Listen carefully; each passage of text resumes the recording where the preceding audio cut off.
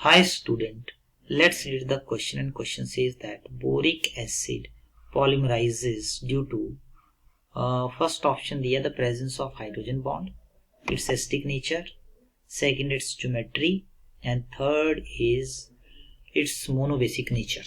Okay, तो यहाँ पे सबसे पहले हमें की कंसेप्ट समझना पड़ेगा. की कंसेप्ट क्या है? तो सबसे पहले तो हमें ये देखना होगा कि बोरिक एसिड क्या है. बोरिक एसिड यहाँ पे क्या है? बोरिक एसिड एक वीक एसिड है जिसका जनरल फार्मूला क्या होता है? H3BO3. H3BO3. तो यहाँ पे हम देखें, इसको हम जनरलाइज करके ऐसे लिख सकते हैं BOH3. It is also the formula of your boric acid.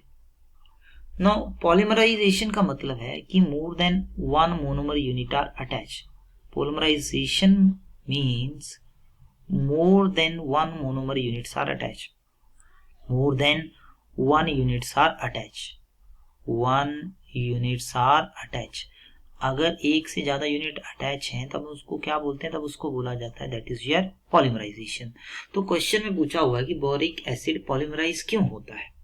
तो देखिए, ये तो इसके स्ट्रक्चर से क्लियर हो जाएगा. अगर हम इसका स्ट्रक्चर ड्रॉ करें बोरिक एसिड का, तो बोरिक एसिड का स्ट्रक्चर कुछ इस तरह से होगा. यहाँ पे बोरोन एटम है, देन यहाँ से ऑक्सीजन एटम है, यहाँ पे आपके पास है हाइड्रोजन एटम, यहाँ पे आपके पास ऑक्सीजन एटम है, यहाँ से आपके पास क्या है? ऑक्सीजन एटम है, यहाँ पे आपके पास क्या? That is your hydrogen atom, यहाँ से भी आपके पास क्या? Hydrogen atom.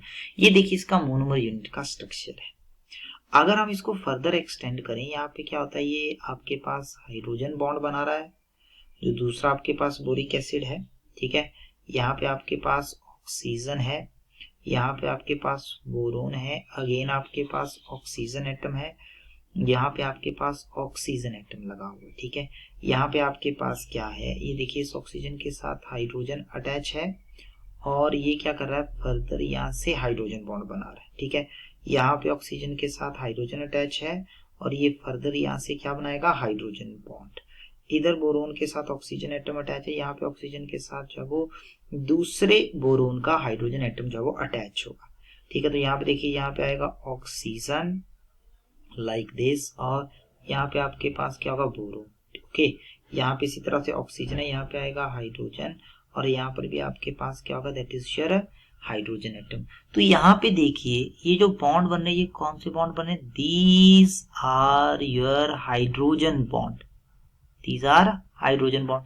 तो ये देखो, ये polymeric form में exist कर रहा है due to your hydrogen bond. So it exists in polymeric form, exist in polymeric form due to hydrogen bonding.